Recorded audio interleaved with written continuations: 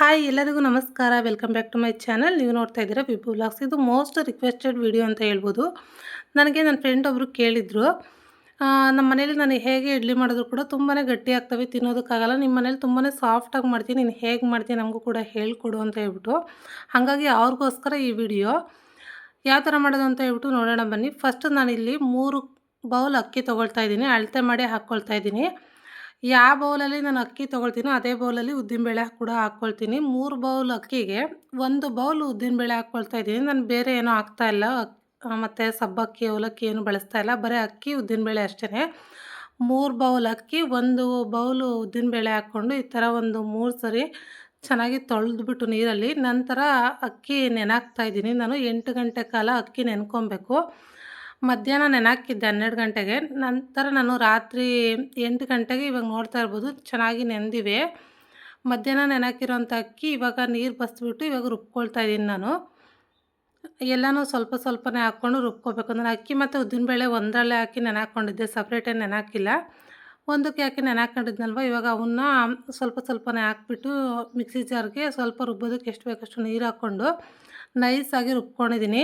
ಜಾಸ್ತಿ ನೈಸಾಗಿ ರುಬ್ಕೊಳ್ಬಾರ್ದು. ಇಡ್ಲಿ ಹಿಟ್ಟು ಯಾವತ್ತೂ ಸ್ವಲ್ಪ ರವೆ ಹಂಗೆ ರುಬ್ಕೊಂಡ್ರೆ ಇಡ್ಲಿ ಕೂಡ ಚೆನ್ನಾಗಿ ಬರ್ತವೆ, ಸ್ವಲ್ಪ ಸಾಫ್ಟಾಗಿಯೂ ಇರ್ತವೆ. ತುಂಬ ನೈಸಾಗಿ ರುಬ್ಬಿದ್ರೆ ಗಟ್ಟಿ ಆಗಿಬಿಡ್ತವೆ. ಇದು ನನಗೆ ಗೊತ್ತಿರೋವಂಥ ಅನುಭವ ಇದು. ನನಗೆ ತಿಳಿದಿರೋದನ್ನ ನಿಮಗೆ ಹೇಳ್ಕೊಡ್ತಾ ಇದ್ದೀನಿ ಅಷ್ಟೇ. ಎಲ್ಲರೂ ಇದೇ ಮೆಥಡಲ್ಲಿ ಮಾಡ್ತಾರೆ ಅಂತ ಹೇಳೋದಕ್ಕಾಗಲ್ಲ. ಕೆಲವರು ಉದ್ದಿನಬೇಳೆ, ಸಬ್ಬಕ್ಕಿ ಎಲ್ಲನೂ ಬಳಸ್ತಾರೆ. ನಾನು ಉದ್ದಿನಬೇಳೆ, ಸಬ್ಬಕ್ಕಿ ಏನೂ ಹಾಕಿಲ್ಲ. ಬರೀ ಉದ್ದಿನಬೇಳೆ, ಅಕ್ಕಿ ಅಷ್ಟೇ ಹಾಕಿರೋದು. ಆದರೂ ಕೂಡ ತುಂಬಾ ಚೆನ್ನಾಗಿ ಬರ್ತವೆ ಈ ಮೆಥಡಲ್ಲಿ ಮಾಡಿಕೊಂಡ್ರೆ. ಇವಾಗ ನಾನು ಉಳಿದಿರೋಂಥ ಅಕ್ಕಿನೆಲ್ಲ ರುಬ್ಬಿಟ್ಟು ನೆನಾಕಿದ್ನಲ್ಲ ಅಷ್ಟು ಅಕ್ಕಿನೂ ರುಬ್ಕೊಂಡು ಇವಾಗ ಒಂದು ಪಾತ್ರೆಗೆ ಹಾಕ್ಕೊಂಡಿದ್ದೀನಿ. ನೋಡ್ತಾ ಇರ್ಬೋದು ಅರ್ಧ ಪಾತ್ರೆ ಆಗಿದೆ. ಅದು ರಾತ್ರಿ ರುಬ್ಬಿ ಇಟ್ಟಿದ್ದೆ ನಾನು. ಇನ್ನು ಮಾರ್ನಿಂಗ್ ಎದ್ದು ಬೆಳಗ್ಗೆನೇ ಫಸ್ಟು ಈಚೆ ಕಡೆ ಕೆಲಸ ಎಲ್ಲ ಮುಗಿಸ್ಕೊಳ್ಳೋಣ ಅಂತ ಹೇಳ್ಬಿಟ್ಟು ಬಾಗಿಲೆಲ್ಲ ತೊಳೆದ್ಬಿಟ್ಟು ಹೊಸ್ಲೆಲ್ಲ ಸಾರಿಸಿ ರಂಗೋಲಿ ಹಾಕಿ ತುಳಸಿ ಗಿಡಕ್ಕೆ ಎಲ್ಲನೂ ಮುಗಿಸುತ್ತೆ. ಇವಾಗ ಹೂವು ಕಿತ್ಕೊಂಡ್ಬಂದು ಬಾಗಿಲಿಗೆಲ್ಲ ಹೂವು ಇಡ್ತಾಯಿದ್ದೀನಿ. ಫಸ್ಟಿಗೆ ಕೆಲಸ ಮುಗಿಸ್ಕೊಂಡು ನಾವು ಒಳಗೋದ್ರೆ ತಿಂಡಿ ಮಾಡ್ಕೊಳ್ಳೋದಕ್ಕೆ ಸ್ವಲ್ಪ ಲೇಟ್ ಆದರೂ ಕೂಡ ನಡೆಯುತ್ತೆ ಅಂತ ಹೇಳ್ಬಿಟ್ಟು ನಂತರ ನಾನು ಇದೆಲ್ಲ ಕೆಲಸ ಮುಗಿಸ್ಕೊಂಡು ಒಳಗಡೆ ಬಂದೆ. ರಾತ್ರಿ ಇಡ್ಲಿ ಹಿಟ್ಟು ರುಬ್ಬಿಟ್ಟಿದ್ನಲ್ಲ ಅದು ನೋಡ್ತಾ ಇರ್ಬೋದು. ಇವಾಗ ನಾನು ತೆಗಿತಾ ಇದ್ದೀನಿ. ಈ ಥರ ಉಕ್ಕು ಬಂದಿದೆ. ಚಳಿಗಾಲದಲ್ಲಿ ಜಾಸ್ತಿ ಉಕ್ಕು ಬರೋದಿಲ್ಲ, ಬೇಸಿಗೆನಲ್ಲಿ ಚೆನ್ನಾಗಿ ತುಂಬ ಉಕ್ಕು ಬರುತ್ತೆ. ಚಳಿಗಾಲದಲ್ಲಿ ಸ್ವಲ್ಪ ಚಳಿ ಜಾಸ್ತಿ ಇರೋದ್ರಿಂದ ಉಕ್ಕು ಬರೋದಿಲ್ಲ ಅಷ್ಟಾಗಿನೇ. ಆದರೂ ಕೂಡ ತುಂಬ ಚೆನ್ನಾಗಿ ಬರ್ತವೆ ಇಡ್ಲಿ. ಇವಾಗ ನಾನು ರುಬ್ಕೊಂಡಿರೋ ಹಿಟ್ಟಲ್ಲಿ ಅರ್ಧ ತೆಗೆದಿಡ್ತಾ ಇದ್ದೀನಿ ನಾನು. ಯಾಕಂದರೆ ಅಷ್ಟನ್ನು ಮಾಡಲ್ಲ. ಒಂದಿನ ಇಡ್ಲಿ ಮಾಡ್ತೀನಿ, ಒಂದಿನ ದೋಸೆ ಮಾಡ್ಕೊಳ್ತೀನಿ. ಇವಾಗ ಅರ್ಧ ತೆಗೆದಿಟ್ಬಿಟ್ಟು ಇನ್ನು ಉಳಿದಿರೋಂಥ ಹಿಟ್ಟಿಗೆ ರುಚಿಗೆ ತಕ್ಕಷ್ಟು ಉಪ್ಪು ಹಾಕ್ಕೊಳ್ತಾ ಇದ್ದೀನಿ. ಈ ಇಡ್ಲಿ ಹಿಟ್ಟು ತುಂಬ ಗಟ್ಟಿಯಾಗಿ ಇರಬಾರ್ದು. ಇದೇ ಮೇಯ್ನು ಕನ್ಸಿಸ್ಟೆನ್ಸಿ ನಾವು ಕರೆಕ್ಟಾಗಿ ಮಾಡ್ಕೊಬೇಕು. ದೋಸೆ ಹಿಟ್ಟಿನ ಅದಕ್ಕೆ ಮಾಡ್ಕೊಬೇಕು. ಈ ಇಡ್ಲಿ ಹಿಟ್ಟು ಯಾವತ್ತೂ ಗಟ್ಟಿ ಆಯಿತು ಅಂತಂದರೆ ಇಡ್ಲಿ ಕೂಡ ಗಟ್ಟಿ ಆಗಿಬಿಡ್ತವೆ. ಹಾಗಾಗಿ ಸ್ವಲ್ಪ ತೆಳುವಾಗಿಯೇ ಇರಬೇಕು ಇಡ್ಲಿ ಹಿಟ್ಟು. ಆ ಥರ ಎಲ್ಲ ರೆಡಿ ಮಾಡಿಕೊಂಡು ಇವಾಗ ನಾನು ಇಡ್ಲಿ ಪ್ಲೇಟ್ಗೆ ಎಣ್ಣೆ ಸವರ್ಕೊಳ್ತಾ ಇದ್ದೀನಿ. ಎಣ್ಣೆ ಹಚ್ಕೊಂಡ್ಬಿಟ್ಟು ಆಮೇಲೆ ಇವಾಗ ರೆಡಿ ಮಾಡ್ಕೊಂಡಿದ್ದೀನಲ್ಲ ಆ ಹಿಟ್ಟನ್ನ ಈ ಪ್ಲೇಟ್ಗಳಿಗೆ ಹಾಕ್ಕೊಬೇಕು.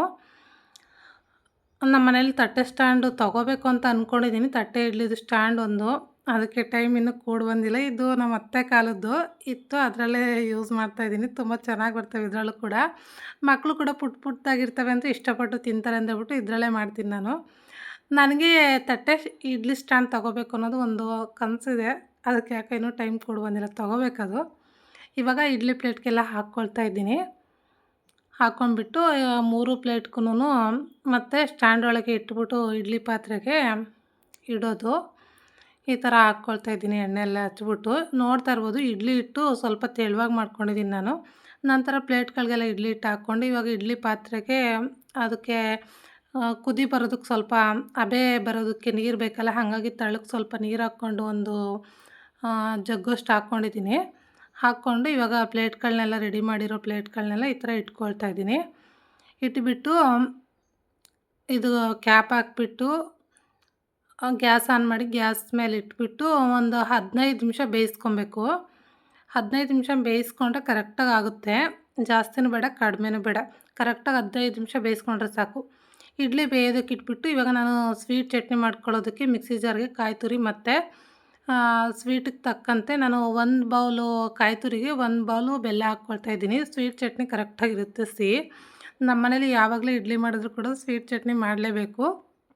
ಹಾಗಾಗಿ ನಾನು ಕಂಪಲ್ಸರಿ ಮಾಡೇ ಮಾಡ್ತೀನಿ. ಇವಾಗ ಕಾಯಿ ಮತ್ತು ಬೆಲ್ಲ ಹಾಕ್ಕೊಂಡು ಅದಕ್ಕೆ ರುಬ್ಬೋದಕ್ಕೆ ಎಷ್ಟು ಬೇಕೋ ಅಷ್ಟು ನೀರು ಹಾಕ್ಕೊಂಡು ಜಾಸ್ತಿ ನೀರು ಹಾಕ್ಬಾರ್ದು.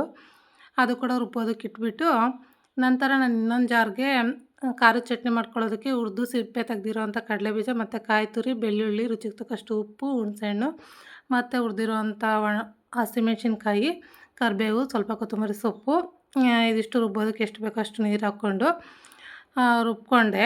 ಎರಡೂ ಕೂಡ ಇದು ಸ್ವೀಟ್ ಚಟ್ನಿ, ಇದು ಖಾರದ ಚಟ್ನಿ. ಎರಡೂ ಕೂಡ ರುಬ್ಕೊಂಡು ರೆಡಿ ಮಾಡಿಕೊಂಡೆ. ನೋಡ್ತಾ ಇರ್ಬೋದು ತುಂಬ ಚೆನ್ನಾಗಿ ಆಗಿದೆ ಚಟ್ನಿ. ಸ್ವೀಟ್ ಚಟ್ನಿ ಅಂತ ನಮ್ಮ ಮನೇಲಿ ತುಂಬಾ ಇಷ್ಟ. ಇವಾಗ ಖಾರದ ಚಟ್ನಿಗೆ ಒಗ್ಗರಣೆ ಹಾಕ್ಕೊಳ್ಳೋದಕ್ಕೆ ಅಂತ ಹೇಳ್ಬಿಟ್ಟು ಗ್ಯಾಸ್ ಆನ್ ಮಾಡಿ ಒಂದು ಬಾಣಲಿ ಇಟ್ಕೊಂಡು, ಬಾಣಲಿ ಬಿಸಿ ಆದ ನಂತರ ಎಣ್ಣೆ ಹಾಕ್ಕೊಂಡು, ಎಣ್ಣೆ ಕಾದ ನಂತರ ಸಾಸಿವೆ ಮತ್ತು ಒಣಮೆಣ್ಸಿನ್ಕಾಯಿ ಮತ್ತು ಕರಿಬೇವು ಹಾಕ್ಕೊಂಡು ಒಗ್ಗರಣೆ ಮಾಡ್ಕೊಳ್ತಾ ಇದ್ದೀನಿ ಇವಾಗ ಚಟ್ನಿಗೆ. ತುಂಬಾ ಚೆನ್ನಾಗಿರುತ್ತೆ ಈ ಥರ ಮಾಡಿಕೊಂಡ್ರೆ. ನಮ್ಮ ಮನೇಲಿ ಸ್ವೀಟ್ ಚಟ್ನಿ ಮಾಡಿಲ್ಲ ಅಂದರೆ ಇಡ್ಲಿ ತಿನ್ನೋದೇ ಇಲ್ಲ. ಕಂಪಲ್ಸರಿ ಅದು ಮಾಡಲೇಬೇಕು ಇಡ್ಲಿ ಮಾಡಿದಾಗ. ಇವಾಗ ನಾನು ಚಟ್ನಿ ಎಲ್ಲ ರೆಡಿ ಮಾಡ್ಕೊಳ್ಳೋ ಅಷ್ಟರಲ್ಲಿ ಇಡ್ಲಿ ಕೂಡ ಬೆಂದಿದ್ವು. ಒಂದು 15 ಮಿನಿಟ್ಸ್ ಬಿಟ್ಟಿದ್ದೆ. ಇವಾಗ ತೆಗಿತಾ ಇದ್ದೀನಿ. ಈ ಥರ ತೆಗೆದು ಆದಮೇಲೆ ಪ್ಲೇಟ್ನ ಕೆಳಗಡೆ ತೆಗೆದಿಟ್ಟು ಒಂದು 5 ನಿಮಿಷ ಬಿಡಬೇಕು. ತಣ್ಣಗಾದ್ಮೇಲೆ ತೆಕ್ಕೊಂಡ್ರೆ ತೆಗೆಯೋದಕ್ಕೆ ಚೆನ್ನಾಗಿ ಬರ್ತವೆ. ಹಿಂದೆನೇ ಬಿಸಿ ಇರುವಾಗಲೇ ತೆಕ್ಕೊಳ್ಳೋಕೆ ಹೋದರೆ ಅಷ್ಟು ಚೆನ್ನಾಗಿ ಬರಲ್ಲ, ಕಿತ್ತೋದಂಗೆ ಆಗಿಬಿಡ್ತವೆ. ಒಂದು 5 ನಿಮಿಷ ಬಿಟ್ಟು ತಣ್ಣಗಾದ್ಮೇಲೆ ತಕ್ಕೊಂಡ್ರೆ ತುಂಬಾ ಚೆನ್ನಾಗಿ ಬರ್ತವೆ ಇಡ್ಲಿ, ಮತ್ತು ಒಂದು ಕೂಡ ಕಿತ್ತೋಗೋದಿಲ್ಲ. ಮತ್ತು ಪ್ಲೇಟ್ಗೂ ಕೂಡ ಅಂಟ್ಕೊಳ್ಳೋದಿಲ್ಲ ತಣ್ಣಗಾದ್ಮೇಲೆ ತಕ್ಕೊಂಡ್ರೆ. ನಾನೆಲ್ಲ ಈ ಥರ ತೆಗೆದಿಟ್ಕೊಂಡೆ. ನನ್ನ ಮಗ ಅಮ್ಮ ಇಡ್ಲಿ ಕೊಡು ಅಂತ ಕೇಳ್ತಾ ಇದ್ದ. ಇಡ್ಲಿ ಕೊಡು, ಇಲ್ಲಾಂದರೆ ನನಗೆ ಫೋನ್ ಕೊಡು ಅಂತ ಹೇಳ್ಬಿಟ್ಟು ಇಡ್ಲಿ ತೆಕ್ಕೊಡ್ತೀನಿ, ಅಲ್ಲಿವರೆಗೂ ಫೋನ್ ನೋಡು ಅಂತ ಹೇಳ್ಬಿಟ್ಟು ಅವನಿಗೆ ಹೇಳಿಬಿಟ್ಟು ಇಡ್ಲಿ ಕೂಡ ಇವಾಗ ತೆಕ್ಕೊಳ್ತಾ ಇದ್ದೀನಿ. ನೋಡ್ತಾ ಇರ್ಬೋದು ಎಷ್ಟು ಚೆನ್ನಾಗಿ ಬಂದಿವೆ ಅಂತ. ತುಂಬಾ ಸಾಫ್ಟಾಗಿ ಬಂದಿದ್ವು. ಒಂಚೂರು ಕೂಡ ಗಟ್ಟಿ ಆಗಿದೆ ಅನ್ನಂಗೆ ಇಲ್ಲ. ನಮ್ಮ ಮನೆಯವ್ರು ಹೇಳ್ತಾಯಿದ್ರು ನನ್ನ ಮಗನಿಗೆ ತಿಂದಾದಮೇಲೆ, ಅವನು ಅಗ್ಯಂಗೆ ಇಲ್ಲ ಅಲ್ವಾ ಇಡ್ಲಿ, ಬಾಯಿಗೆ ಇಟ್ಕೊಂಡ್ರೆ ಹಂಗೆ ಒಳಗೆ ಹೋಗ್ತವೆ ಅಂತ ಹೇಳ್ಬಿಟ್ಟು. ಅಷ್ಟು ಚೆನ್ನಾಗಿ ಬಂದಿದ್ವು ಇಡ್ಲಿ ಮಾತ್ರ. ಈ ಮೆಥಡಲ್ಲಿ ಒಂದ್ಸರಿ ಟ್ರೈ ಮಾಡಿ ನೋಡಿ, ತುಂಬಾ ಚೆನ್ನಾಗಿ ಬರ್ತವೆ. ಇಲ್ಲಿವರೆಗೂ ವಿಡಿಯೋ ನೋಡಿದರೆ, ವಿಡಿಯೋ ಇಷ್ಟ ಆಗಿದ್ರೆ ಪ್ಲೀಸ್ ಒಂದು ಲೈಕ್ ಮಾಡಿ, ಶೇರ್ ಮಾಡಿ, ನನ್ನ ಚಾನಲ್ಗೆ ಸಬ್ಸ್ಕ್ರೈಬ್ ಮಾಡ್ಕೊಳ್ಳಿ. ಹಾಗೆ ಈ ಥರ ಇಡ್ಲಿ ಒಂದ್ಸರಿ ನೀವು ಟ್ರೈ ಮಾಡಿ ಹೇಗೆ ಬಂದಿತ್ತು ಅಂತ ಹೇಳ್ಬಿಟ್ಟು ಕಮೆಂಟ್ ಮಾಡಿ. Thank you for watching.